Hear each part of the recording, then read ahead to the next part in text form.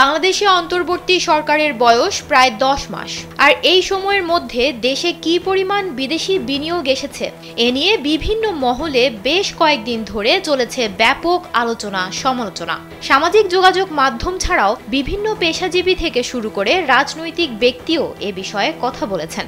এদিকে বাংলাদেশ বিনিয়োগ উন্নয়ন কর্তৃপক্ষ বিডা ও বাংলাদেশ অর্থনৈতিক অঞ্চল কর্তৃপক্ষ বেজার নির্বাহী চেয়ারম্যান হিসেবে গেল 12 সেপ্টেম্বর আশিক চৌধুরীকে নিয়োগ দেওয়া হয়। 2 বছরের জন্য তিনি এই দায়িত্ব পান। তার কাছে আমার বাংলাদেশ পার্টির সাধারণ সম্পাদক ব্যারিস্টার আসাদুজ্জামান ফুয়াদ গত 8 মাসের আমলনামা চেয়েছেন।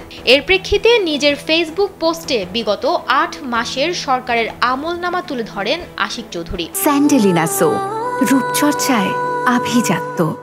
তাদের 3টি কাজের মধ্যে রয়েছে বিনিয়োগ বান্ধব পরিবেশ তৈরি ও এক্সিকিউশনের ক্ষেত্রে নির্দিষ্ট পদক্ষেপ নেওয়া। যারা ইতোমধ্যে বিনিয়োগ করেছেন তাদের ইস্যু সমাধানের মাধ্যমে দেশের ইমেজ তৈরি করার পাশাপাশি একটি সলিড ইনভেস্টমেন্ট পাইপলাইন গঠন করা। প্রাথমিকভাবে 2 শতাধিক দেশি বিদেশি উদ্যোক্তা ও সিইওদের পরামর্শ নিয়ে মোট 30টি পদক্ষেপ চিহ্নিত করা হয়েছিল। এর মধ্যে 18টি নির্দিষ্ট সময়ের আগেই শেষ হয়েছে। এই 18টির মধ্যে ইকোনমিক জোন থেকে শুরু করে ভিসা জটিলতা সহ আরও অন্যান্য পদক্ষেপ রয়েছে।